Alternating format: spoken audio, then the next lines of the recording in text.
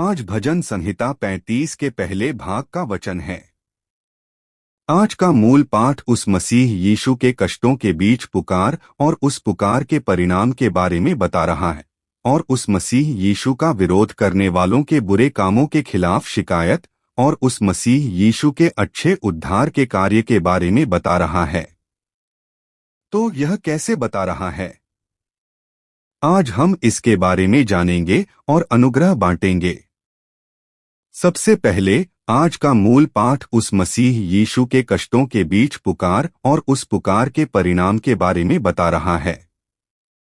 आज के मूल पाठ भजन संहिता 35 के पद 1 से 3 में, हे यहोवा, जो मेरे साथ झगड़ते हैं उनके साथ तू झगड़, जो मुझसे लड़ते हैं उनसे तू लड़। ढाल और सांद लेकर मेरी सहायता करने के लिए खड़ा हो। भाला खींचकर मेरा पीछा करने वालों का मार्ग रोक और मेरे प्राण से कह कि मैं तेरा उद्धार हूं, ऐसा कह रहा है। हे यहोवा, जो मेरे साथ झगड़ते हैं उनके साथ तू झगड़, जो मुझसे लड़ते हैं उनसे तू लड़। ढाल और सांद लेकर मेरी सहायता करने के लिए खड़ा हो। भाला खींचकर मेरा पीछा करने वालों का मार्ग रोक और मेरे प्राण से कह कि मैं तेरा उद्धार हूं। यह भजन आदि कलीसिया के समय से ही मसीह के कष्टों के बारे में एक गीत के रूप में अच्छी तरह जाना जाता रहा है। यहाँ उत्तम पुरुष में मैं कहा जाने वाला अस्तित्व उस मसीह यीशु की ओर संकेत करता है जो भविष्य में शरीर धारण कर इस पृथ्वी पर आएंगे और क्रूस पर लहू बहाकर मरेंगे। साथ ही आज का मूल पाठ प्रार्थना के रूप में है, इस दृष्टि से कि मसीह यीशु अर्थात पुत्र परमेश्वर की प्रार्थना निश्चित रूप से पूरी और सिद्ध होती है। शायद यह प्रार्थना के बजाय भविष्य की भविष्यवाणी की घोषणा के अधिक निकट है। अर्थात वह मसीह यीशु प्रार्थना के रूप को लेकर यह घोषणा कर रहे हैं कि भविष्य में जब वह स्वयं इस पृथ्वी पर आएंगे तो वह जो उद्धार का कार्य करेंगे उसके बारे में। दूसरे शब्दों में, भविष्य में जब यीशु स्वयं इस पृथ्वी पर आकर उद्धार का कार्य आगे बढ़ाएंगे तो वे विरोधी उठेंगे और विरोध करेंगे, अनदेखा करेंगे और तुच्छ समझेंगे। नहीं, वे उस उद्धार के कार्य में केवल बाधा और विघ्न ही नहीं डालेंगे बल्कि उससे भी आगे बढ़कर विवाद करेंगे, झगड़ेंगे और सताएंगे। तथापि परमेश्वर स्वयं उन लोगों से झगड़ेंगे और लड़ेंगे जो उस मसीह यीशु से झगड़ते और उसे सताते हैं। अर्थात उस मसीह यीशु का विरोध करना, झगड़ना और सताना उस परमेश्वर के साथ झगड़ने और लड़ने के समान होगा जिसने उस मसीह यीशु को भेजा है। जो भी हो, परमेश्वर न केवल उस मसीह यीशु को इस पृथ्वी पर भेजेंगे बल्कि उस कार्य में साथ रहेंगे और उस मसीह यीशु का विरोध करने वालों से स्वयं झगड़ेंगे और लड़ेंगे। ढाल और सांद लेकर मेरी सहायता करने के लिए खड़ा हो। यह ढाल और सांद लेकर यह दर्शाता है कि परमेश्वर उस मसीह यीशु को उन विरोधियों से बचाएंगे और उसकी रक्षा करेंगे। अर्थात परमेश्वर उस मसीह यीशु को इस पृथ्वी पर भेजकर उसे यूं ही नहीं छोड़ देंगे बल्कि स्वयं उस मसीह यीशु को बचाएंगे और उसकी रक्षा करेंगे, साथ ही उस कार्य में सहायता करेंगे और साथ रहेंगे। अर्थात उस मसीह यीशु का उद्धार का कार्य वह कार्य है जिसमें परमेश्वर साथ हैं और उससे भी आगे बढ़कर वह कार्य है जिसे परमेश्वर स्वयं संप्रभुता से करते हैं। अर्थात परमेश्वर उस मसीह यीशु को अकेले उस कार्य को आगे बढ़ाने के लिए यूं ही नहीं छोड़ देंगे बल्कि स्वयं बचाएंगे, रक्षा करेंगे, सहायता करेंगे और साथ रहेंगे। भाला खींचकर मेरा पीछा करने वालों का मार्ग रोक और मेरे प्राण से कह कि मैं तेरा उद्धार हूं। यहाँ भाला खींचना यह दर्शाता है कि परमेश्वर अपनी उस बड़ी सामर्थ्य से उन विरोधियों की बाधा और विघ्न का सक्रिय रूप से सामना करेंगे। साथ ही यहाँ मेरा पीछा करने वाला उन विरोधियों की ओर संकेत करता है जो उस मसीह यीशु की कमजोरी या दोष खोजने के लिए या उसके प्राणों को हानि पहुंचाने के लिए पीछा करते हैं। साथ ही यहाँ मेरे प्राण से कह कि मैं तेरा उद्धार हूं, यह दर्शाता है कि परमेश्वर निश्चित रूप से उस झगड़े और सताहट से उद्धार करेंगे। अर्थात अभी यह वचन कह रहा है कि परमेश्वर उन विरोधियों की सभी योजनाओं, इरादों और चालों को रोकेंगे जो मसीह यीशु के उद्धार के कार्य में बाधा और विघ्न डालते हैं, और उससे भी आगे बढ़कर मसीह यीशु के प्राणों का भी उद्धार करेंगे। तो फिर परमेश्वर उस मसीह यीशु की पुकार का कैसे उत्तर देंगे? आज के मूल पाठ भजन संहिता 35 के पद 9 से 10 में, मेरा प्राण यहोवा के कारण मगन होगा, वह उसके किए हुए उद्धार से हर्षित होगा। मेरी सब हड्डियां कहेंगी कि हे यहोवा, तेरे समान कौन है। तू दीन को उससे जो उससे अधिक बलवंत है बचाता है, और दीन और दरिद्र को उसके लूटने वाले से बचाता है, ऐसा कह रहा है। जो मेरे प्राण के खोजी हैं, उनकी आशा टूटे और वे लज्जित हों। जो मेरी हानि की युक्ति करते हैं, वे पीछे हटाए जाएं और उनका मुंह काला हो। यहाँ लज्जित होना या पीछे हटाए जाना और मुंह काला होना यह दर्शाता है कि वे विरोधी अपने उद्देश्य और इरादे को पूरा किए बिना विफल हो जाएंगे। अर्थात परमेश्वर मसीह यीशु के कार्य में बाधा और विघ्न डालने के साथ साथ उन प्राणों के खोजियों को उनके उद्देश्य या इरादे को पूरा न करने देकर विफल कर देंगे। दूसरे शब्दों में, मसीह यीशु का उद्धार का कार्य किसी भी बाधा या विघ्न के बावजूद निश्चित रूप से सिद्ध और पूरा होगा। वे पवन के सामने भूसी के समान हो और यहोवा का दूत उन्हें भगाए। यहाँ यहोवा का दूत उस स्वर्गदूत की ओर संकेत करता है जो परमेश्वर के सामने सेवा करता है, जो परमेश्वर की आज्ञाओं का पालन करता है। साथ ही यहाँ पवन के सामने भूसी के समान होना या दूत के द्वारा भगाया जाना यह दर्शाता है कि वह बहुत आसानी से उन विरोधियों का निपटारा करेंगे। अर्थात परमेश्वर पवन के सामने भूसी के समान और स्वर्गदूत के माध्यम से भगाने की तरह बहुत आसानी से मसीह यीशु का विरोध करने और विघ्न डालने वालों का निपटारा करेंगे। नहीं, उन विरोधियों की सभी बाधाएं, विघ्न, झगड़े और सताहट आदि परमेश्वर के सामने कोई बल नहीं दिखा पाएंगे और आसानी से विफल हो जाएंगे। उनका मार्ग अंधेरा और फिसलाहा हो और यहोवा का दूत उनका पीछा करे। यहाँ उनका मार्ग मसीह यीशु का विरोध करने और उसके कार्य में बाधा और विघ्न डालने को दर्शाता है। साथ ही यहाँ अंधेरा और फिसलाहा यह दर्शाता है कि उन विरोधियों का इरादा या उद्देश्य निश्चित रूप से विफल होगा।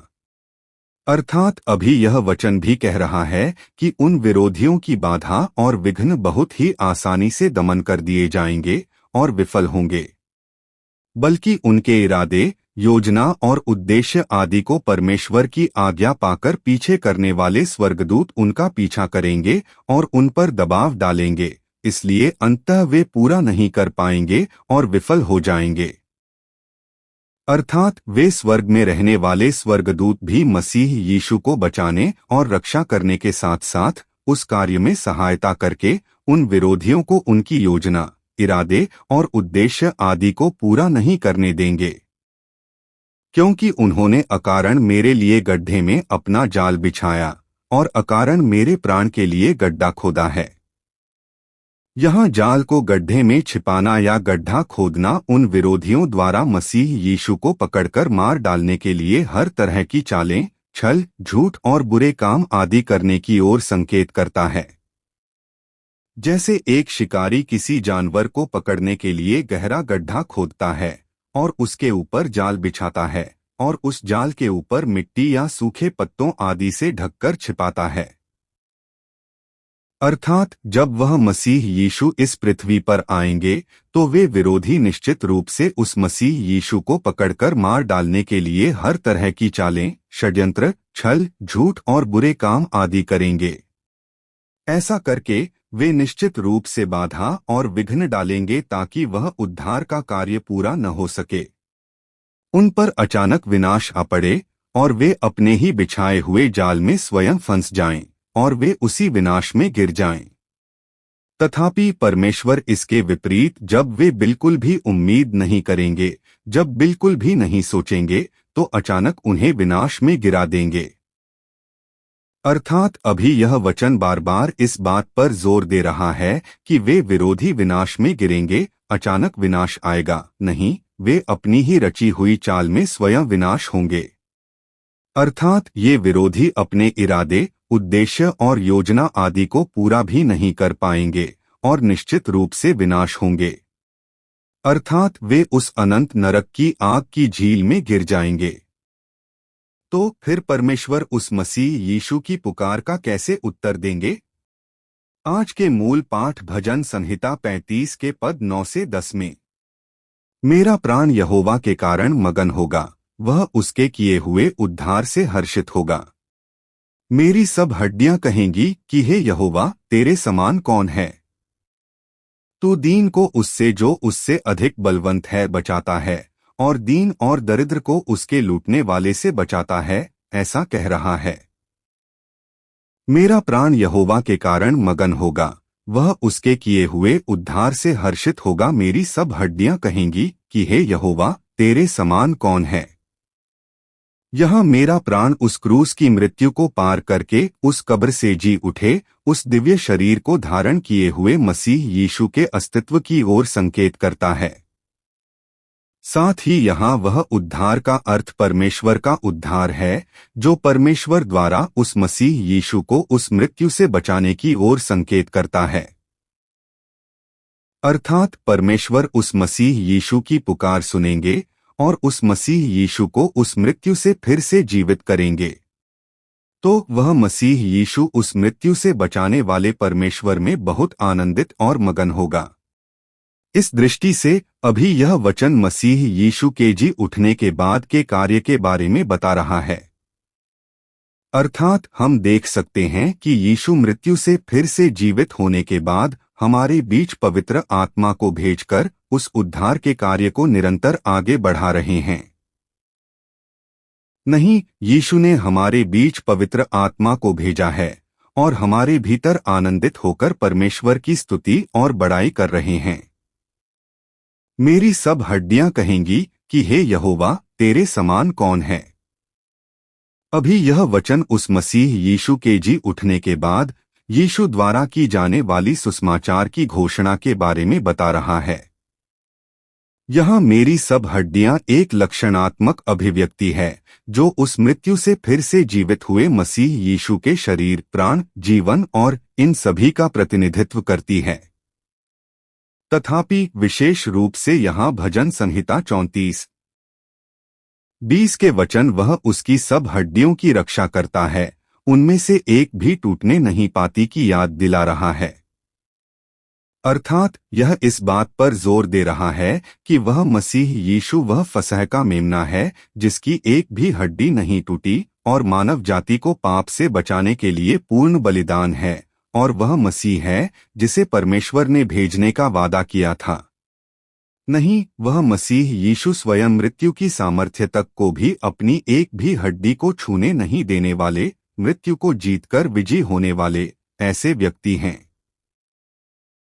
लेकिन इन सब हड्डियों का कहना केवल होठों से गवाही देना और प्रचार करना ही नहीं है, बल्कि मसीह यीशु के पूरे अस्तित्व अर्थात पूरे मन और लगन के साथ सुसमाचार की गवाही देने और प्रचार करने को दर्शाता है।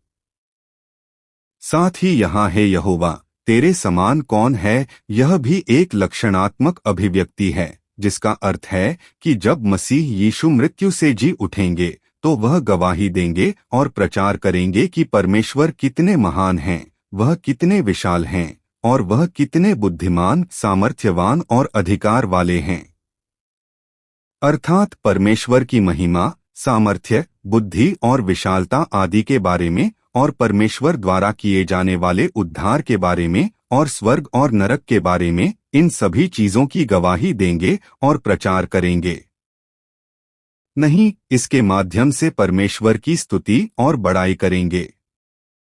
तू दीन को उससे जो उससे अधिक बलवंत है बचाता है और दीन और दरिद्र को उसके लूटने वाले से बचाता है। अभी यह वचन भी एक लक्षणात्मक अभिव्यक्ति है जो मसीह यीशु के मृत्यु से फिर से जीवित होने पर सुसमाचार की गवाही देने और घोषणा करने को दर्शाता है। यहाँ दीन दरिद्र हमारे पूर्वज आदम द्वारा अदन की वाटिका में पाप करने और दंडित होने के बाद से हर तरह के कष्ट और क्लेश के बीच जी रहे हमारे जीवन की ओर संकेत करता है। साथ ही यहाँ बलवंत एक मानवीकरण अभिव्यक्ति है जो हमारे मानव जीवन को लूटने और चुराने वाले उस शैतान और पाप, मृत्यु और विनाश की सामर्थ्य आदि की ओर संकेत करती है। अर्थात जब वह मसीह यीशु उस मृत्यु से फिर से जीवित होंगे तो सुसमाचार की घोषणा करेंगे कि मानव क्या अस्तित्व है और वह किस स्थिति में है, और शैतान क्या अस्तित्व है, और परमेश्वर द्वारा किया जाने वाला उद्धार क्या है आदि के बारे में गवाही देंगे और घोषणा करेंगे। दूसरे शब्दों में वह गवाही देंगे और प्रचार करेंगे कि परमेश्वर ने उस उद्धार में ऐसे मानव को बचाने के लिए जिसका कोई सहारा नहीं है, उस मसीह यीशु स्वयं को इस पृथ्वी पर भेजा है, और साथ ही परमेश्वर ऐसे मानव को पाप, मृत्यु और विनाश से बचाने में प्रसन्न होने वाले व्यक्ति हैं। दूसरा, आज का मूल पाठ उस मसीह यीशु का विरोध करने वालों के बुरे कामों के खिलाफ शिकायत और उस मसीह यीशु के अच्छे उद्धार के कार्य के बारे में बता रहा है।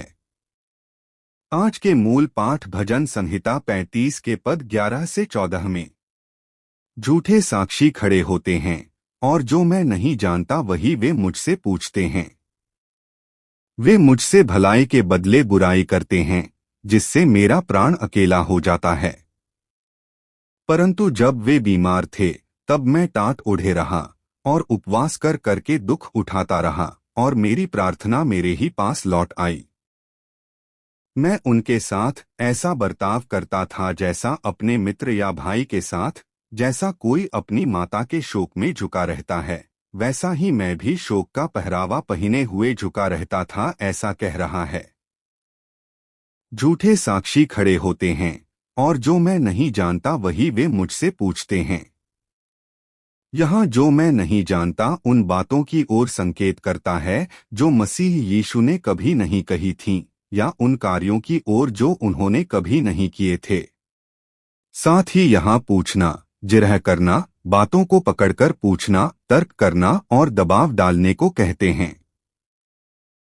अर्थात जब वह मसीह यीशु इस पृथ्वी पर आएंगे तो मसीह यीशु केवल उस उद्धार के कार्य को पूरा करने के लिए अपना सर्वश्रेष्ठ प्रयास करेंगे, लेकिन वे विरोधी उन बातों या कार्यों का उल्लेख करेंगे जो मसीह यीशु ने किए ही नहीं थे, और उन्हें बहाना बनाकर पूछेंगे, तर्क करेंगे और दबाव डालेंगे। दूसरे शब्दों में, अभी यह वचन भविष्य में उस मसीह यीशु के इस पृथ्वी पर आने पर झेले जाने वाले कष्टों के एक पहलू की भविष्यवाणी कर रहा है। तो यह भविष्यवाणी कैसे हुई?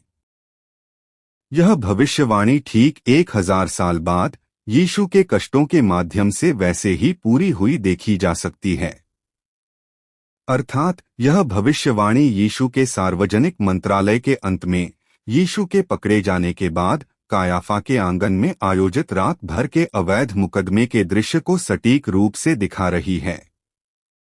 मरकुस 14 में देखते हुए महायाजक और पूरी महासभा यीशु को मार डालने के लिए झूठी गवाही की तलाश कर रहे हैं और षड्यंत्र रच रहे हैं। उस समय के यहूदी कानून के अनुसार किसी अपराधी को मृत्युदंड देने के लिए 2 या 2 से अधिक गवाहों की गवाही एक समान होनी चाहिए थी। इसलिए विरोधियों ने यीशु को मारने के लिए झूठे गवाहों को रिश्वत दी या इकट्ठा किया। मरकुस 14 के पद 55 से 56 में महायाजक और सारी महासभा यीशु को मार डालने के लिए उसके विरोध में गवाही की खोज में थे, पर उन्हें नहीं मिली, क्योंकि बहुतों ने उसके विरोध में झूठी गवाही तो दी, पर उनकी गवाही एक सी न थी, ऐसा कह रहा है। अर्थात झूठे गवाहों ने सच बोलने के लिए नहीं, बल्कि केवल यीशु को मार डालने के एकमात्र उद्देश्य से हर तरह के झूठ बोले। अंततः कुछ लोग उठते हैं और यीशु के विरुद्ध झूठी गवाही दे रहे होते हैं। महायाजक जी, हमने सुना है कि इस आदमी ने कहा कि वह इस मंदिर को जिसे बनने में 46 साल लगे ढहा देगा। फिर उसने कहा कि वह इसे 3 दिन में फिर से बना देगा। कैसा है?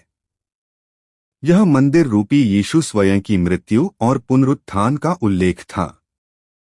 यहाँ ढहाना अपनी क्रूस की मृत्यु की ओर संकेत करता है और 3 दिन में खड़ा करूंगा यीशु स्वयं के पुनरुत्थान का अर्थ था। तथापि उन्होंने इसे ईशनिंदा और मंदिर का अपमान माना और दबाव डाला। अर्थात यहूदियों के लिए मंदिर परमेश्वर की उपस्थिति ही थी, इसलिए मंदिर को ढहाने की बात कहना कभी स्वीकार न किया जाने वाला मृत्युदंड के योग्य दुष्ट पाप था। तथापि यीशु ने यह बात इसलिए नहीं कही थी कि वह उस 46 साल में बने मंदिर को ढहाने पर बनाएंगे, बल्कि भविष्य में यीशु स्वयं की क्रूस की मृत्यु और पुनरुत्थान की भविष्यवाणी की थी। तथापि उन्होंने उन बातों के लिए जिरह की और पूछताछ की जो यीशु का इरादा नहीं था और जिसे वह नहीं जानते थे। अर्थात महायाजक कायाफा ने जब गवाहों की गवाही एक समान नहीं देखी तो स्वयं उठकर यीशु पर दबाव डाला।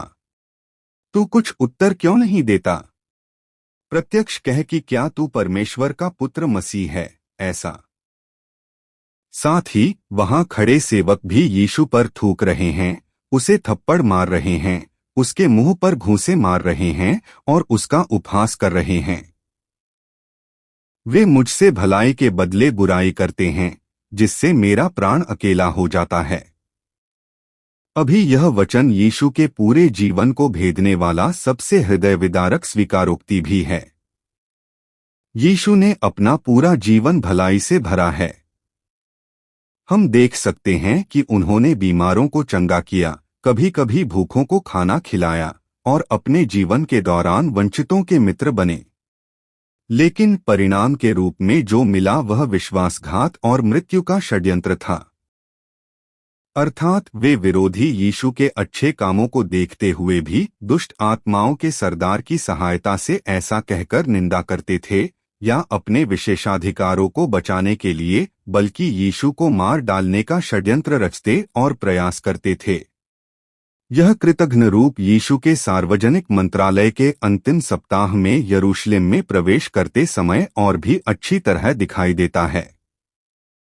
अर्थात जब यीशु ने यरूशलेम में प्रवेश किया तो भीड़ ने अपने कपड़े रास्ते में बिछाए और होशाना दाऊद की संतान को जो यहोवा के नाम से आता है, ऐसा कहकर जय जयकार की। लेकिन ये वही लोग थे जिन्होंने कुछ ही दिनों बाद जब पीलातुस ने पूछा कि त्योहार की छूट के रूप में हत्यारे बरअब्बा और यीशु में से किसे छोड़ दूं, तो बिना झिझक हत्यारे को चुना। अर्थात ये वे लोग थे जिन्होंने यीशु की ओर उंगली उठाई जिसने उन्हें रोटी दी और बीमारियां चंगी की थीं, और चिल्लाए, उसे क्रूस पर चढ़ाओ। यही वह निर्णायक दृश्य है जहां भलाई के बदले बुराई की गई। नहीं, यीशु ने हमेशा के लिए मरने वाले इन लोगों को बचाने के लिए महिमा के स्वर्गीय सिंहासन को त्याग दिया, शरीर धारण कर इस पृथ्वी पर आए, रात दिन आंसू बहाते हुए प्रार्थना की, प्राणों के उद्धार के लिए प्रयास किया और हर तरह के कष्ट झेले, लेकिन वे इसके बदले कृतघ्नता दिखा रहे हैं। यहाँ अकेला हो जाता है, वीरान हो जाता है। यीशु के मनोवैज्ञानिक और आध्यात्मिक अकेलेपन को स्पष्ट रूप से दिखा रहा है। यीशु के प्रति ऐसा विश्वासघात और दगा न केवल भीड़ बल्कि उनके चेलों तक भी पहुंचता हुआ दिखाई देता है। अर्थात चेले 3 साल तक यीशु के साथ रहे थे और उनके बहुत करीब थे। तथापि जब महायाजकों द्वारा भेजी गई सेना और लाठियां लिए हुए भीड़ टूट पड़ी तो वे यीशु को छोड़कर भाग गए। मरकुस 14 के पद 50 से 52 में भी। तब सब उसे छोड़कर भाग गए और एक जवान अपने नंगे बदन पर चादर ओढ़े हुए उसके पीछे हो लिया और लोगों ने उसे पकड़ा, परंतु वह चादर छोड़कर नंगा भाग गया, ऐसा कह रहा है। अर्थात जब उन्होंने देखा कि यीशु ने बलपूर्वक विरोध नहीं किया और चुपचाप पकड़ लिए गए तो उन्हें सहज रूप से महसूस हुआ कि उनकी अपेक्षित राजनीतिक जीत असंभव है, और साथ ही उन्हें यह डर और खौफ भी हुआ कि यदि वे भी पकड़े गए तो शायद मारे जाएं। इसलिए वे नंगे बदन भागने की हद तक सब कुछ छोड़कर भाग गए थे। यहाँ यह अकेला हो जाता है। ऐसी स्थिति का सामना करने पर मसीह यीशु के हृदय को अच्छी तरह दर्शाता है। परंतु जब वे बीमार थे तब मैं टाट ओढ़े रहा और उपवास कर करके दुख उठाता रहा और मेरी प्रार्थना मेरे ही पास लौट आई। अभी यह स्वीकारोक्ति उस मसीह यीशु के प्रेम और उस प्रेम के ठुकराए जाने पर होने वाली दुखद स्थिति को अच्छी तरह दिखा रही है। यहाँ यह जब वे बीमार थे प्राथमिक रूप से उन विरोधियों के शारीरिक रूप से बीमार होने के समय की ओर संकेत करता है, लेकिन साथ ही अंततः एक लक्षणात्मक अभिव्यक्ति के रूप में उन सभी स्थितियों का प्रतिनिधित्व करता है जिनमें हमारा मानव अदन की वाटिका में पाप के कारण फंस गया था। अर्थात हर तरह के कष्ट, क्लेश, बीमारी, बुढ़ापा, मृत्यु और नरक की आग की झील में गिरना इन सभी चीजों का प्रतिनिधित्व करता है। अर्थात यीशु ने अपना विरोध करने वालों की शारीरिक और आध्यात्मिक बीमारियों को देखकर अनदेखा नहीं किया। नहीं, बाइबल में देखते हुए यीशु ने भीड़ को देखकर उन पर तरस खाया और दया की। साथ ही यहाँ टाट ओढ़ना और उपवास दूसरे के दुख को अपना बनाने के अत्यधिक शोक का प्रतीक है। अर्थात जब यीशु बीमारों को चंगा करते थे तो उन्होंने केवल सामर्थ्य ही नहीं दिखाई, बल्कि जैसा कि कहा गया है कि उसने स्वयं हमारी दुर्बलताओं को ले लिया और हमारी बीमारियों को उठा लिया। यह दर्शाता है कि वह उनके दुख के भीतर समा गए और साथ रहे। साथ ही यहाँ दुख उठाता रहा, अपने प्राणों को पीड़ित किया। यीशु द्वारा अपने सार्वजनिक मंत्रालय के दौरान झेले गए सभी परिश्रम और कष्टों की याद दिलाता है। अर्थात यीशु ने तब भी, जब वे विरोधी यीशु स्वयं को मारने की साजिश रच रहे थे, बल्कि उनके प्राणों का विनाश न होने की कामना करते हुए रात भर और पसीने की बूंदें लहू की बूंदें बनने तक पहाड़ पर प्रार्थना की थी। सचमुच देख सकते हैं कि उन्होंने अपने प्राणों को पीड़ित और विनम्र किया था। तथापि यीशु का यह अच्छा कार्य उन विरोधियों के इनकार के कारण यीशु के पास ही वापस लौट आया। नहीं, उन विरोधियों ने यीशु के इन अच्छे कार्यों को ठुकरा दिया और चिल्लाए कि यीशु की मृत्यु का लहू उन पर और उनकी संतान पर हो। अर्थात यीशु की प्रार्थना उनके लिए कभी आशीष नहीं बन पाई और वह वापस यीशु के पास लौटकर यीशु के आंसू और आह बन गई। तथापि यीशु ने यहाँ भी हार नहीं मानी और उस क्रूस पर, पिता, इन्हें क्षमा कर, ऐसा अंत तक प्रार्थना कर रहे हैं। कैसा है? अभी यीशु का यह रूप हम पापियों से प्रेम करने वाले, नहीं, एक तरफा प्रेम करने वाले परमेश्वर के रूप को अच्छी तरह दिखा रहा है। मत्ती 23:37 में भी, हे यरूशलेम, तू जो भविष्यद्वक्ताओं को मार डालती है और जो तेरे पास भेजे गए उन्हें पत्थरवाह करती है। कितनी ही बार मैंने चाहा कि जैसे मुर्गी अपने बच्चों को अपने पंखों के नीचे इकट्ठा करती है, वैसे ही मैं भी तेरे बालकों को इकट्ठा करूं, परंतु तुमने न चाहा, ऐसा कह रहा है। हम अभी इस वचन के माध्यम से अंदाजा लगा सकते हैं कि हम पापियों के लिए यीशु का प्रेम किस स्तर का था। यह केवल क्षमा करने के स्तर से ऊपर है और हम पुष्टि कर सकते हैं कि यह दर्द, कष्ट, आंसू, दुख और शोक बन रहा है।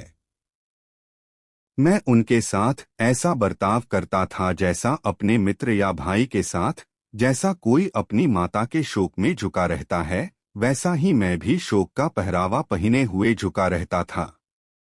अभी यह वचन एक बार फिर उस मसीह यीशु के प्रेम को अच्छी तरह दिखा रहा है।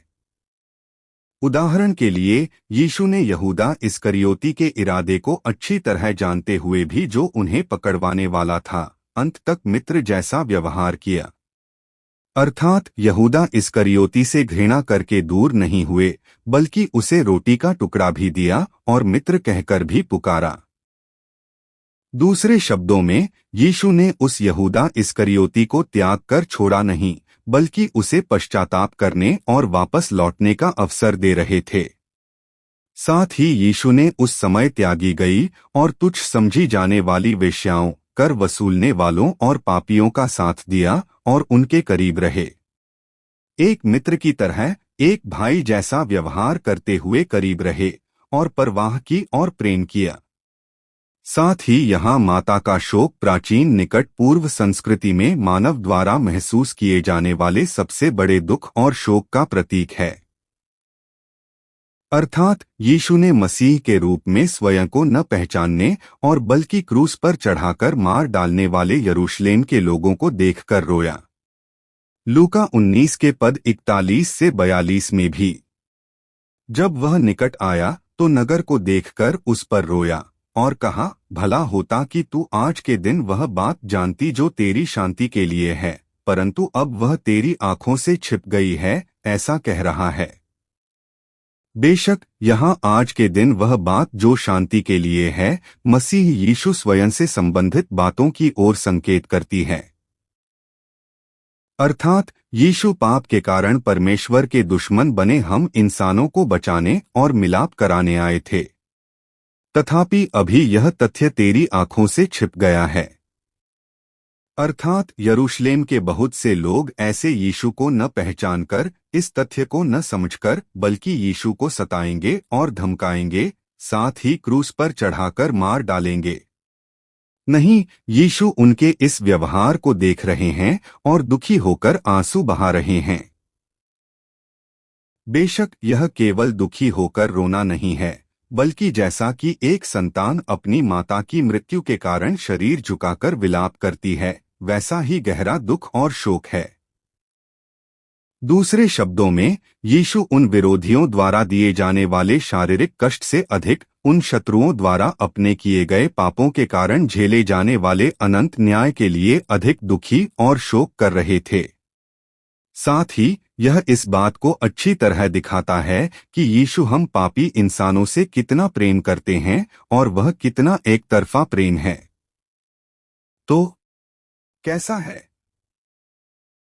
अभी इस वचन को फिर से संक्षेप में कहें तो, जब वह मसीह यीशु इस पृथ्वी पर आएंगे तो भले ही वे विरोधी उस मसीह यीशु को सताएं और धमकाएं, लेकिन वह मसीह यीशु बल्कि इन शत्रुओं के प्राणों के उद्धार के लिए अपना सर्वश्रेष्ठ प्रयास करेंगे, जैसे किसी मित्र या भाई के प्राणों के उद्धार के लिए करते हैं।